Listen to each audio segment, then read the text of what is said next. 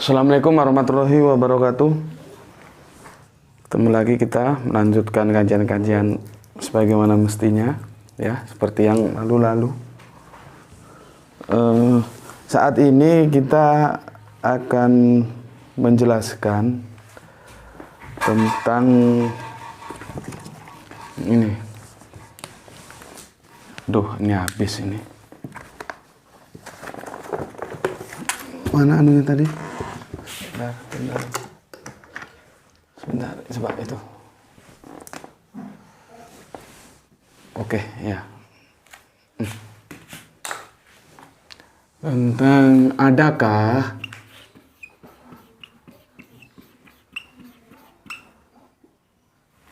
Injil Yakobus?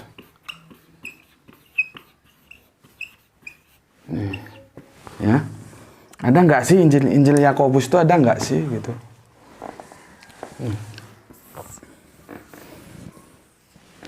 Ada nggak Injil Yakobus itu, ada nggak? Nih, ya. Tapi sebelum kesini aku cerita dulu anunya, behind screen-nya itu begini. Ketika aku mengunggah sebuah kajian tentang gerah di Natal, itu sebetulnya sih aku kira kajian itu biasa-biasa saja. Jadi, tapi di luar dugaan dia termasuk 5 besar dari tema-tema yang paling banyak view-nya. Untuk terakhir gini aja view-nya itu sudah 6.700 view. Nih, di luar dugaan. Karena aku anggap tema itu ya tema biasa sih, bukan sesuatu yang istimewa gitu ya. Tapi ternyata ya itulah, kita nggak bisa memprediksi gitu. Kadang-kadang yang kita anggap akan mendapat banyak tanggapan ternyata biasa gitu. Tapi sebaliknya yang kita anggap biasa banyak mendapatkan tanggapan gitu. Jadi tema yang terdahulu tentang gerah di Natal itu termasuk 5 besar yang mendapatkan banyak view. Dia 6.700 view gitu. Tentunya komennya juga banyak gitu ya. Komen yang cukup menggelitik gitu, makanya aku beri tanggapan. Karena aku di kajian itu mengutip Injil Yakobus gitu loh. Terus ada pertanyaan dengan berbagai narasi ya, berbagai narasi cara bertanya gitu ya. Ada yang santun, ada yang nggak santun. Itu ya kita harap sih semua bertanya itu dengan cara yang santun lah, karena bukti bahwa kita beragama itu ya santun itu gitu. Kalau kamu nggak santun ya kan apa bedanya dengan binatang gitu kan. Soal bertanya itu kan biasa, bertanya aja yang baik gitu. Makanya untuk teman-teman Islam aku pesankan, sebetulnya sih untuk semua ya, untuk semua. Kajian-kajian ini akademik, maka kalian masuklah dalam framing akademik. Kalau Anda tidak sanggup masuk ke channel ini, Anda jangan masuk gitu loh. Karena channel ini orang-orang yang melakukan passing over, lompatan pemikiran gitu ya. Jadi kalau Anda belum siap, Anda jangan masuk ke sini gitu loh. Di sini tempat kita belajar, berpikir secara akademik gitu ya. Kalau setuju, sampaikan dengan baik. Kalau nggak setuju, sampaikan dengan baik gitu. Untuk teman-teman Islam khususnya, jaga adab ya, pertahankan. Anda setuju, nggak setuju, sampaikan aja, tapi dengan cara baik. Sehingga nanti Anda bisa menjadi contoh bagi rekan-rekan lainnya gitu. Bagaimanapun sopan santun itu perlu, mulut itu perlu diatur bagaimana dia berucap gitu ya. Karena kalau pada hakikatnya sih semua agama itu mengajarkan kebaikan gitu loh. Ngomong juga baik gitu ya. Jadi enggak ya ditata lah, masa hal-hal begitu harus dijelaskan, orang kalian sudah besar. Ini yang menarik ini dari Kasara Kids. Apa komentar dia? Semakin menarik pelajaran kristologi, melihat agama sebagai sebuah kajian keilmuan, menambah wawasan dan cara berpikir. Nah ini, kita ini menambah wawasan keilmuan, jadi berbicara dalam paradigma ilmu gitu loh. Seorang yang mulutnya kotor itu dia bukan orang yang bisa disebut dalam paradigma berpikir ilmuwan. Begitu juga orang yang menyerang pribadi itu bukan paradigma berpikir ilmuwan, gitu ya. Biasa orang kalau argumentasinya sudah kalah dia menyerang pribadi itu nggak usah sekolah. Kalau untuk begitu untuk ngomong kotor, untuk menyerang pribadi itu nggak perlu sekolah, nggak perlu ilmu gitu ya. Anak di pinggir jalan juga bisa gitu. Orang yang tidak beragama juga bisa gitu. Kalau kalian beragama, tunjukkan dengan cara Anda ngomong dan cara Anda berargumen gitu. Oke. Sekali lagi aku tegaskan, untuk teman-teman Islam secara khususnya, pertahankan bagaimana cara Anda mempertahankan akhlakul karimah ya. Sebetulnya kepada yang lain juga aku sampaikan begitu. Mari kita bicara baik-baik, tapi lebih fokus aku pesankan untuk teman-teman yang Islam supaya kita bisa menjadi contoh bagi yang lain gitu. Oke. Pertanyaan ini timbul dari teman-teman Kristen gitu loh. Adakah Injil Yakobus dengan berbagai narasi yang aku bilang tadi gitu. Kalau pertanyaan ini datang dari teman-teman Islam, mungkin aku nggak jadi masalah. Artinya ya wajar kalau teman-teman Islam itu tidak tahu gitu loh. Tapi kalau sampai ada teman-teman Kristen yang tidak tahu, itu justru loh gimana ya, aku nggak bisa tahu. kan begitu gitu. Jadi gimana sekolahnya itu di mana dulu gitu. Pelajaran-pelajaran agamanya itu dapat apa enggak gitu. Jangan kamu kira Injil itu hanya 4 gitu. Injil itu banyak. Tapi sebelum ke sana aku cerita dulu tentang Gerah di Natal. Itu tinjauannya bukan hanya tinjauan teologis, itu juga tinjauan antropologis gitu loh. Aku membidik teman-teman Kristen yang merayakan Natal itu dengan cara yang kurang baik lah, agar menjadi baik. Jadi ini murni kajian agama, cuman ini tetap kajian dalam perspektif keilmuan, cuman topiknya agama gitu. Jadi kalau komentarnya ngapain ngurusin agama orang gitu, itu kamu belum paham juga sebetulnya gitu loh. Ini bukan saling ngurusi agama orang lain, tidak. Gitu loh. Ya. Dan tidak semua sih, tidak semua. Banyak juga teman-teman Kristen itu yang merayakan Natal itu dengan cara hikmat, sebagaimana mereka harus merayakan ya. Terlepas bagaimana cara pandang kita tentang Natal itu beda-beda, itu hal lain lah ya. Gitu. Nah, aku juga itu hasil dari pencarian. Makanya kamu coba lihat tulisan-tulisannya Bapak Remi Silado, dan aku sudah jelaskan, kamu baca siapa Bapak Remi Silado itu. Kalau kamu malas baca, kamu bisa lihat di YouTube kajian kemarin yang menjelaskan tentang Yesus pun mencintai pelacur. Di sana dijelaskan siapa Bapak Remi Silado itu. Apa dia menulis? Gatal di Natal. Karena apa? Kita melihat ada kelompok tertentu ya. Jadi yang kita bicarakan itu dari segi antropologis kelompok tertentu, bukan semua Kristen, bukan. Gitu. Yang menerayakan Natal itu tidak baik. Bagaimana supaya lebih baik? Pantasnya itu gimana? Bayangkan aku orang Islam, tentunya perspektif tentang Natal beda dong dengan kalian Kristen. Tapi aku ingin bagaimana supaya orang Islam, orang Kristen itu merayakan Natal itu sehikmat mungkin. Coba, itu kan sebuah passing over gitu. Makanya kalau belum siap Anda berpikir secara akademik, jangan masuk channelku gitu. Nanti tiwas-tiwas mumet kon, ya. Oke, aku jelaskan. Jadi Injil itu banyak, jangan dikira 4, ya. Injil itu banyak. Aku tuliskan di sini dulu tentang Injil supaya kalian tahu, ya. Nih, ini referensi yang aku pakai adalah ini, sudah aku hapus ya. Aku hapus ini. Ini adalah by Romo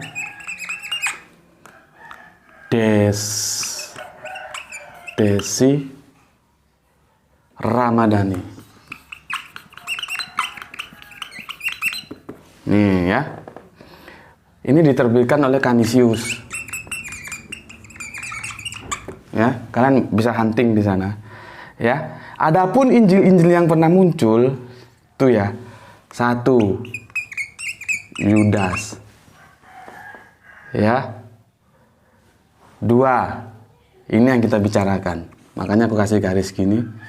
Yakobus. Ini Injil. Ini Injil Yakobus, ya. Terus Filipus. Ya. Terus Maria Magdalena.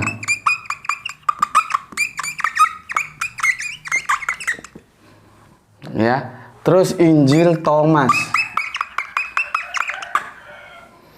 Terus Injil Pseudo Matius.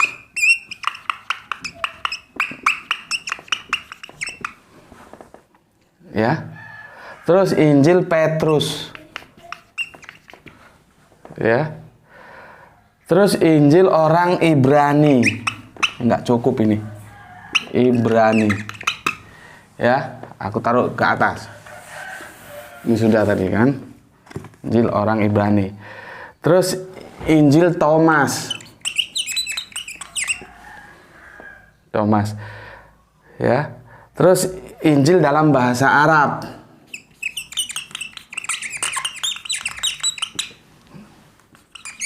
Ya. Terus Injil masa kecil menurut Thomas, Injil masa kecil dalam bahasa Arab, Injil masa kecil dalam bahasa Latin. Injil masa kecil dalam bahasa Armenia. Nih. Armenia. Ini Injil tuh. Sekarang kita hitung berapa? 1, 2, 3, 4, 5, 6, 7, 8, 9, 10, 11, 12. Kurang satu lagi nih. Kurang satu lagi nih. Ingatku ada Barnabas belum masuk. Di sini Barnabas, Injil Barnabas 13. Mungkin ada lagi, silakan tambahkan. Ya, silakan ditambahkan. Yang aku ingat masih ini. Barnabas sudah masuk, jadi ada 13 yang aku ingat. Ya, aku hapusin ya. Ini semua dalam kelompok Injil Apokrifa.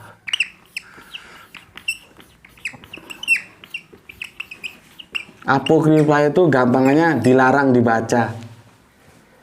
Nih. Dia tidak sama dengan Injil yang kanon.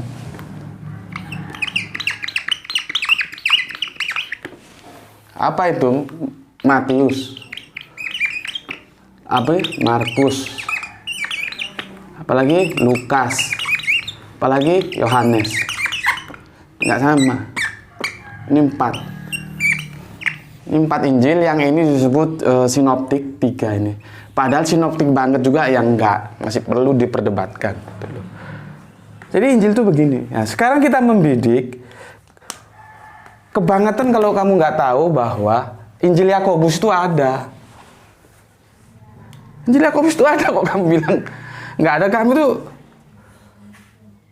makanya lah baca. Ketika bacaanmu masih 1 lembar, kamu sudah berkomentar terhadap orang yang sudah baca kitab berlembar-lembar. Ya kan, sama aja pamer kebodohan gitu loh. Injil Yakobus itu ada. Tuh. Nah ini, semua ini apokrifa. masalah kalian tolak atau tidak, itu bukan masalah dalam topik yang sedang aku kaji. Karena di konteks video itu aku menjelaskan gerah di Natal. Paham? Makanya aku sudah berusaha menjelaskan video itu segampang mungkin, sepamiliar mungkin supaya kalian gampang menerimanya. Tapi kalau otak-otak kalian nggak kalian expand, ya nggak ketemu. Jadi dua-dua harus berjuang. Aku berjuang membuat video kajian yang itu gampang dia mengerti. Kalian juga belajar untuk mengerti. Jadi itu tidak misleading gitu loh. Nah, kajian yang aku mengambil Injil Yakobus sebagai referensi, itu kajian tidak dalam taraf membicarakan tentang kanon. Itu membicarakan tentang Natal. Kenapa aku menukil Injil Yakobus, nanti aku ceritakan. Dulu. Tapi intinya, Injil Yakobus itu ada, jangan kamu bilang nggak ada. Perkara kamu tolak atau tidak tolak itu urusanmu. Tapi secara akademik itu ada. Gitu loh. Ya. Jadi berpikir tuh yang cerdas gitu, jangan mau didogma. Ini akibat dogma ini. Ini kan produk politik ini. Kanon ini kan produk politik juga ini. Kenapa hanya 4 yang diterima? Yang lain kok ditolak? Iya, kalau ternyata ini bukan firman. Kalau ternyata di antara ini ada yang firman, terus bagaimana tanggung jawabnya kanon sini? Begitu juga kalau ternyata ini firman, tapi di sini juga nggak diterima, bagaimana tanggung jawabnya? Ini kan produk politik ini. Ya? Ini begitu. Tetapi apakah setelah kanon ini selesai? Apakah setelah kanon ini terus selesai urusan tentang kitab suci? Tidak selesai. Tidak selesai. Cuman kan begini. Aku kasih contoh. Ada yang namanya ad hoc. Contohnya begini. Antara Korea Utara dan Korea Selatan. Itu secara hukum mereka sampai sedetik ini itu masih dalam suasana perang. Gitu loh. Tapi akhirnya mereka mengambil ad hoc atau status quo. Karena apa? Sama kuatnya kesel dewe, capek, wis leran wis. Tapi secara hukum itu mereka sebetulnya masih dalam suasana perang. Begitu juga dengan kondisi kitab suci ini, sebetulnya masih dalam suasana perang. Perang pendapat, perang pemikiran, perang argumentasi. Tetapi karena sudah sama capeknya, ya sudahlah kita diam aja, saling memaklumi gitu. Supaya jelas, nih aku kasih tahu kamu. Ya. Ini Bible ya dari teman-teman kita, saudara kita Kristen yang Protestan. Ini dari saudara kita yang Katolik. Kenapa tebalnya nggak sama? Karena jumlah kitabnya juga nggak sama. Di sini ada deuterokanonikal yang tidak diterima oleh teman-teman Protestan. Kalau satu kitab aja itu ada 100 ayat, dan deuterokanonika itu ada berapa ayat? Aku belum sempat hitung, ada 9 atau 10 ayat. Nanti kamu bisa hitung. Berarti ada berapa ribu ayat itu? Kalau dalam satu surat ada 100 ayat aja diambil paling rendah. Kali kalau ada berapa jumlah deuterokanonika itu aku belum hitung, nanti kamu hitung. Ada sekitar kalau 10 kan sudah. Kalau 100 sama 10 sudah 1000-an ayat. Nah, kalau ternyata yang deuterokanonika itu ternyata firman, bagaimana tanggung jawab yang Protestan? Begitu juga kalau yang ternyata deuterokanonika itu ternyata bukan firman, bagaimana tanggung jawab yang Katolik? Cuman kan mereka status quo, ya sudah. Udah sendiri-sendiri jalannya, sudah. Untuk kedamaian. Ya bagus-bagus aja sih. Gitu loh. Ya. Tapi apa kamu selesai di sini? Tidak. Ini Bibelnya teman-teman, Injilnya dari teman-teman Saksi Yehova. Mereka tidak mau lewat LAI. Tidak mau. Ini nyetak sendiri. Cetakannya beda, susunannya beda. Ini. Mereka kalau ngobrol sama aku tuh nyetaknya kalau nggak di Singapura, di Amerika, dan kertasnya bagus-bagus. Mereka tidak nyetak di LAI. Kenapa? Ya ada sesuatu. Karena secara bangunan teologis keimanan mereka sudah beda. Yang satu Tritunggal, satu Tunggal. Kan? Begitu juga kenapa ini menjadi apokrifa? Karena ini ya ada hal-hal teologis yang akan runtuh, dogma yang akan runtuh kalau ini diberlakukan, makanya apokrifa. Ya. Belum lagi ini. Injil Barnabas. Nah ini. Ini Injil itu macam-macam. Belum lagi ini. Ini Injil edisi bahasa Arab. Nih. Ini bahasa Arab nih. Lihat nih. Ini Arabian. Yang sayangnya terjemahannya ini ngawur. Ini buku ini dicetak, Arabnya diambil, terjemahannya ini diambil dari ini. Ini dari Protestan nih. Nah, dari Injil ini, ya. Jadi terjemahan Injil ini digunakan untuk menerjemahkan Injil Arab. Padahal nggak kena. Kita akan lucu membacanya kalau kita membaca Sayyidina. Di Arabnya Sayyidina, di Indonesianya Tuhan. Nggak kena. Seharusnya kalau dia menerjemahkan, dia terjemahkan dari Arabnya ini diterjemahkan langsung. Jangan ini Arab diambil copy paste, ini Indonesia di copy paste template no. Iya kalau orang bodoh, nggak meneliti. Kalau diteliti kan ini orang malas kerja gitu loh. Ya, itu Injil. Injil banyak. Oke. Belum lagi ini. Ini juga ditentang sama yang mainstream. Ini Injil ini. Gitu. Ya. Udah itu aja dulu. Injil-injilnya. Nanti kita bahas lagi. Dan untuk belajar Injil itu kalian perlu dibekali buku-buku pemandu seperti ini. Seperti ini. Seperti ini.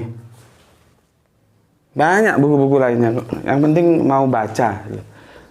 Makanya aku sudah jelaskan di tentang Ramadan bulan berquran itu, orang Islam itu harus rajin baca. Baca secara umum, baca apa saja. Gitu. Ya. Jadi aku sudah jelaskan ya bahwa Injil Yakobus itu ada. Seperti itu. Nah, sekarang kita lihat apa sih isinya Injil Yakobus itu. Ini hapus ya.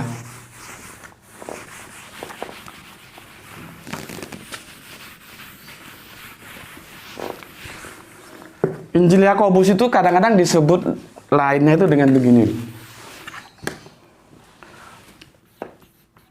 Proto ya. Injil ya. Ini agak sulit ini tulisannya ini. Protoevangelium. Protoevangelium. Di dalam kurung ini Yakobus. Gini. Ya. Kadang-kadang disebut gini. Kalau dalam bahasa Inggrisnya begini. The Injil Gospel of James. Ini biasanya disingkat aja Gospel of James. Begini kadang-kadang. Ini sebutannya. Ini kalau jadi gini, kalau kalian menemui kata ini, yaitu Injil Yakobus. Kadang-kadang disebut dengan ini, yaitu Injil Yakobus. Tuh. Sekarang apa sih isi Injil Yakobus itu? Kenapa dia harus aku nukil di dalam menjelaskan tentang Natal? Aku minum dulu. Bismillahirrahmanirrahim.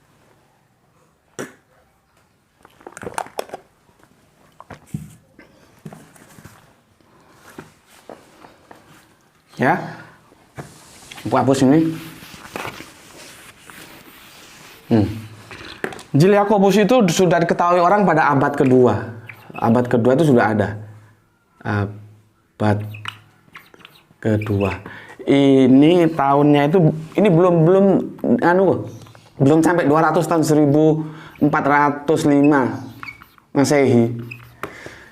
Jadi abad kedua juga belum 200 tahunnya. Ini sudah ada Injil Yakobus.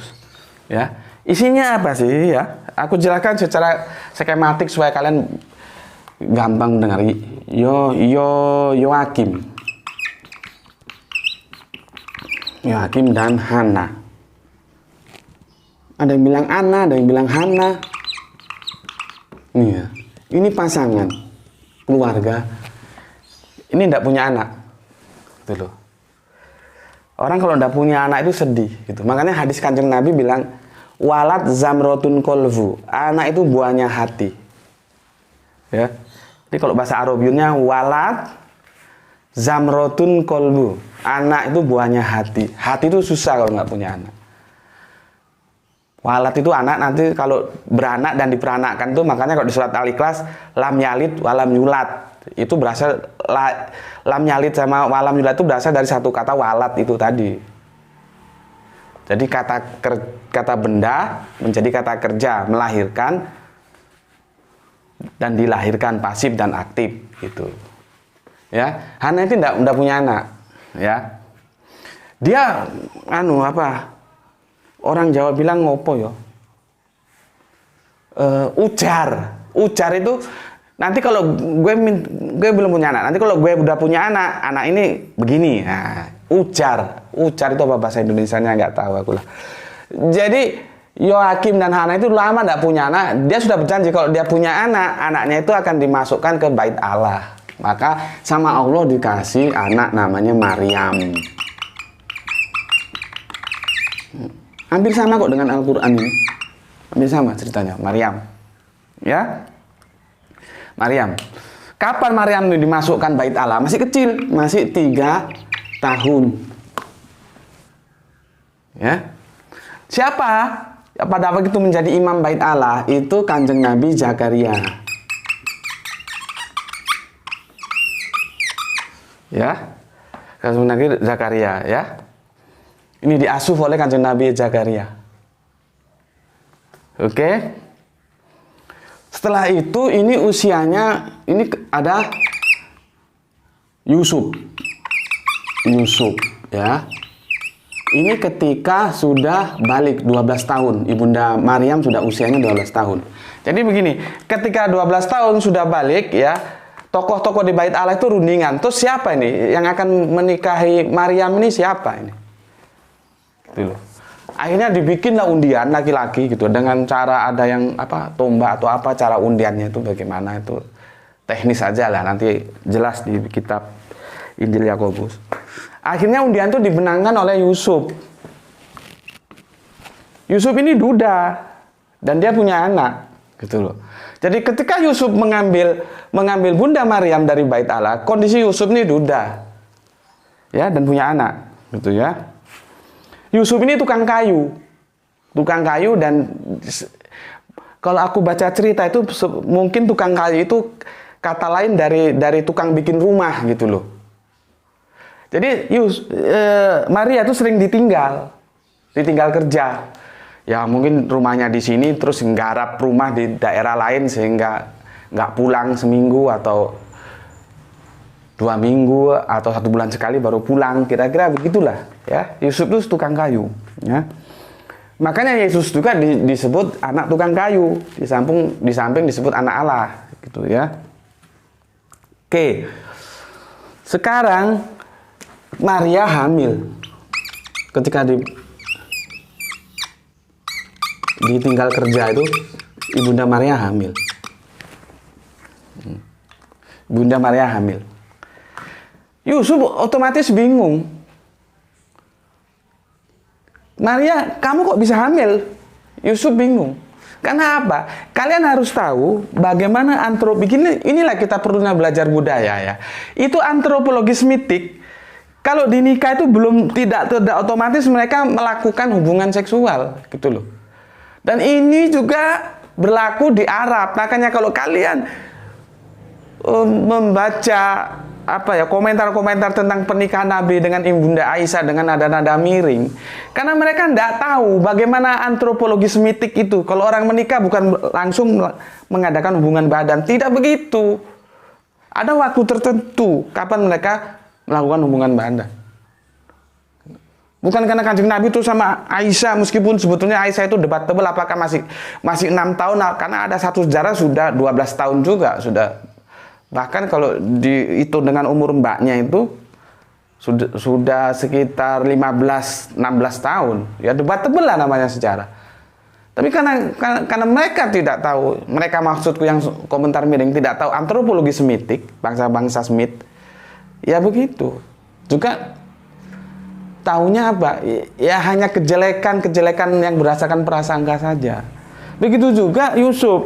Meskipun sudah menikah bukan berarti mereka melakukan hubungan badan. Ketika Yusuf pulang ke rumah, Ibunda Maryam hamil. Yusuf kan tanya, kamu hamil dengan siapa? Aku nggak ngapa-ngapain dengan kamu.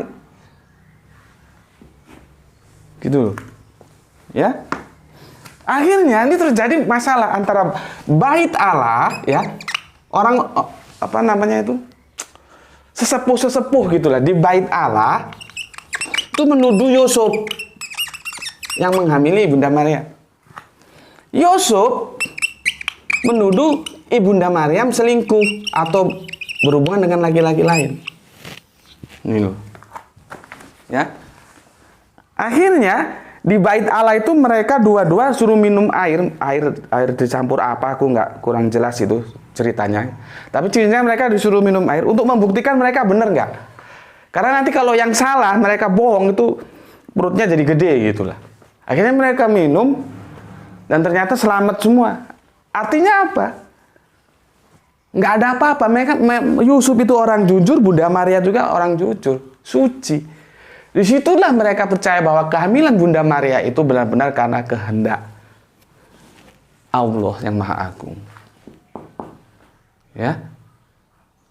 Akhirnya apa? Terjadi perang pergolakan. Kalau kalian baca di Injil Yakobus itu bagus sekali. Kalau di sini kan nggak ada perang pergolakan sebagai manusiawi ya. Di Injil ini nggak ada. Di Matius, Markus, Lukas itu ceritanya biasa. Tapi kalau di Injil Yakobus itu narasinya bagaimana psikologis secara manusiawi, bahwa Yusuf bertahan pada dirinya, dia tidak pernah menyentuh Bunda Maryam. Bunda Maryam juga bertahan pada dirinya bahwa dia menjaga kesuciannya tetap perawan. Tapi faktanya Bunda Maria hamil. Bagaimana Yusuf bisa percaya dengan omongannya Bunda Maria? Itu sesuatu yang terjadi pergolakan dahsyat. Akhirnya disitulah pelajaran bagaimana ketika kita harus menerima takdir dari Yang Maha Kuasa. Romantisme itu nggak ada di Injil kanonik, nggak ada. Ya, nah, aku minum dulu. Bismillah. Oke, aku lanjutkan di sini ya. Sensus. Romawi mengadakan sensus. Semua orang Israel disensus. Pak Yusuf sama Bunda Maria sama anaknya Pak Yusuf sama istri yang dulu itu berjalan mau mendatangi sensus, ya. Di tengah jalan, ya, Bunda Maria ini perutnya sakit mau melahirkan. Dulu. Nih, Pak Yusuf bingung. Ini di tengah jalan dalam perjalanan mau melahirkan, di mana tempat melahirkan? Coba. Lari sana, lari sini. Akhirnya Pak Yusuf menemukan gua. Gua apa gua? Nggak tahu aku. Nih. Disinilah yang aku bidik kemarin. Dalam catatan Kristen sendiri, itu terjadi debatable. Terlepas apokrifa atau tidak apokrifa itu nanti dulu. Sedangkan yang kanonik dan non-kanonik juga itu masih diperdebatkan kok. Tapi faktanya ada catatan. Dalam catatan Kristen, satu menyatakan Injil Thomas bahwa Ibunda Maryam itu melahirkan Yesus di gua. Tapi dalam Injil-Injil kanonik itu di palungan, di kandang domba. Kalau sesama Kristen saja itu sudah terjadi debatable, ya wajarlah kalau sama Al-Quran juga debatable. Yang jaraknya sudah hampir 5 abad kemudian, di mana? Di bawah pohon korma. Tuh. Aku sebetulnya ingin ngajak kalian berpikir di situ. Tetapi sekarang kan komentarnya gobloknya minta ampun gitu loh. Ada yang ngomong bahwa Maria itu bukan Maryam dalam Al-Quran gitu. Lah kalau Maria di dalam Bible itu bukan Maryam dalam Al-Quran, ngapain kita diskusi? Ada lagi yang bilang Yesus itu bukan Isa. Kalau Anda pahami bahwa Yesus itu bukan Isa, Anda seharusnya sudah nggak perlu diskusi. Ngapain diskusi? Itu kalau Anda tetap berdiskusi lintas iman, lintas agama, tapi Anda memahami bahwa Maria bukan Maryam dan Yesus bukan Isa, itu logika berpikir Anda itu nyungsep. Ngapain diskusi kalau Anda sudah pahami begitu? Karena apa? Diskusi itu diperlukan karena ada satu personal diceritakan dengan dua cerita yang berbeda atau dengan beberapa cerita yang berbeda. Nah, kita diskusi itu dalam mencari cerita mana nih yang benar? Begitu loh. Jadi kalau bilang Yesus itu bukan Isa, terus Isa di dalam Al-Quran disalib, Yesus tidak disalib, Yesus di dalam Injil disalib, ngapain didiskusikan kalau orangnya berbeda? Kan kadang-kadang kalian itu, aduh, belajarlah gitu. Belajar dulu yang pinter, banyak baca gitu. Setiap ada pemikiran-pemikiran yang baru itu ditampung. Meskipun nggak diterima tapi diendapkan, ditampung. Beragama begitu.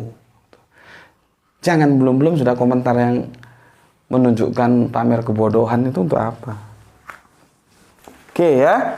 Di gua. Setelah dapat gua, apakah Yusuf tidak bingung? Pak Yusuf bingung lagi.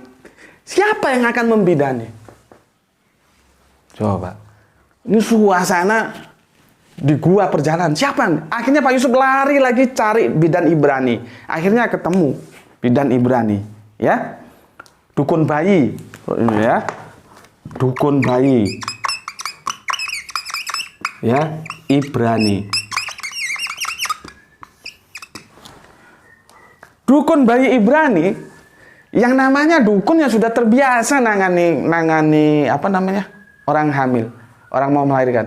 Dukun Ibrani ini tanya sama Yusuf, itu apamu? Yusuf bingung.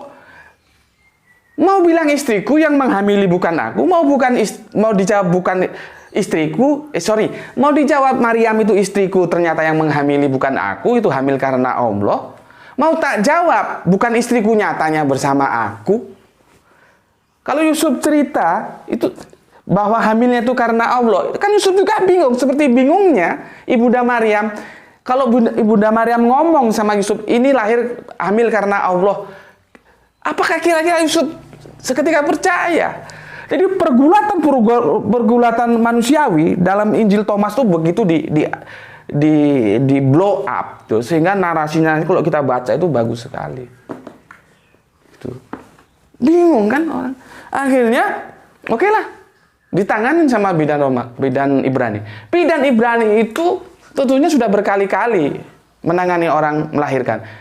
Kaget, begitu tangannya dimasukkan, dia kan sudah tahu mana kemaluan wanita yang masih perawan sama yang sudah tidak perawan, dia kan tahu. Ketika dimasukkan tangannya dalam Ibunda Maryam masih perawan. Saking bingungnya, saking tidak percayanya, dukun Ibrani ini dia memanggil satu orang lagi, yaitu Salome. Namanya Salome. Ya. Sayangnya Salome ini kalau di Injil kanonik itu munculnya itu ketika dua kali dia muncul nama Salome itu ketika setelah penyaliban, yaitu dalam kebangkitan itu baru muncul. Kalau di Injil ini enggak, Salome sudah muncul. Itu loh. Salome sudah muncul. Salome ini diajak sama dukun Ibrani karena dukun Ibrani-nya heran. Gitu loh. Salome disuruh membuktikan juga apakah Bunda Maryam itu masih perawan. Salome bilang, kalau aku belum memasukkan tanganku ke kemaluannya, aku nggak percaya. Ya sudah, katanya dukun Ibrani, Maryam, coba kamu telentang. Ini bahasaku, bahasa lepas ya. Nanti kalau kau baca di sininya ya lama gitu ya. Coba kamu telentang, mau diperiksa gitu. Begitu diperiksa, dimasukkan tangannya Salome. Salome kaget. Kenapa? Masih perawan. Gitu loh. Ya, Salome kaget. Nih ya.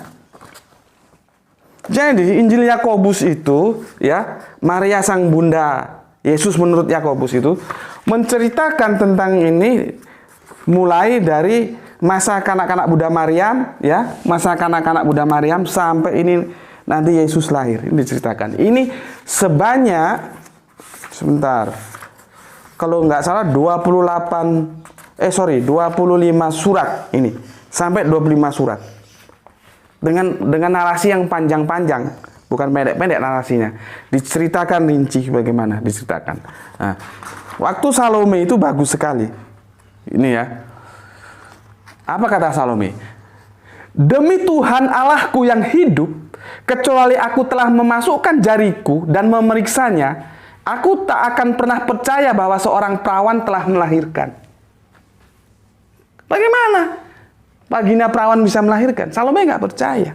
Ya, Salome memasukkan tangannya ke vagina Ibunda Maryam untuk diperiksa. Salome kaget. Apa katanya? Celakalah aku karena pelanggaran dan ketidakpercayaanku. Aku telah mencobai Allah yang hidup. Itu pengakuan Salome. Ya, berikutnya di pasal 10, Salome mendekati anak itu, maksudnya bayi Yesus, dan mengangkatnya sambil berkata, aku akan menyembahnya. Sebab dia telah dilahirkan untuk menjadi Raja Israel. Yang perlu kalian ketahui, menyembahnya. Jadi orang disembah sebagai raja itu biasa. Jangan kalau orang sembah, terus kamu bilang yang disembah itu mesti Allah. Ya kamu tidak paham antropologis Israel. Saya kira nggak di Israel aja lah. Budaya Cina, budaya Jawa juga begitu. Aku kemarin jelaskan halal bihalal di Sungkem. Yang disembah itu bukan mesti Allah. Allah mesti disembah, tapi yang disembah belum mesti Allah. Ini Salome menyembah Yesus masih bayi justru disembah. Karena apa? Dia Raja Israel. Itu loh. Ya? Jadi kalian supaya paham. Itu loh asiknya Injil dari Yakobus itu. Di sini. Di gua ini yang aku bidik tadi itu. Ya? Yang satunya sebentar. Di palungan atau kandang domba, ya, kandang domba. Yang satunya di gua, yang Al-Qur'an di pohon kurma. Ini kan ada 3 nih. Mana yang benar? Nggak mungkin semuanya benar, nggak mungkin. Nggak mungkin. Dan ini menceritakan objek yang personal yang satu. Kalau personalnya beda-beda, ngapain kamu itu diskusi? Nggak usah, tidur aja. Dulu. Kita diskusi ini karena personalnya satu. Ya Bunda Maryam itu ya Maria. Tapi kenapa diceritakan secara berbeda? Mana yang benar? Nggak mungkin. Ini harus ada yang tidak benar. Nggak mungkin semua benar. Tapi yang terpenting aku sampaikan sama kalian. Baca yang banyak. Setelah itu otakmu itu akan cerdas karena ada vitamin, pengetahuan lewat membaca. Aku membaca apa? Weda aku baca. Tripitaka aku baca. Injil aku baca. Al-Qur'an aku baca. Hadis aku baca. Cerita-cerita yang lain yang mendukung semua itu, antropologisnya juga aku baca. Gitu loh. Lah kalau kamu baca baru selembar terus kamu ngomong bahwa Injil Yakobus nggak ada, itu kan ya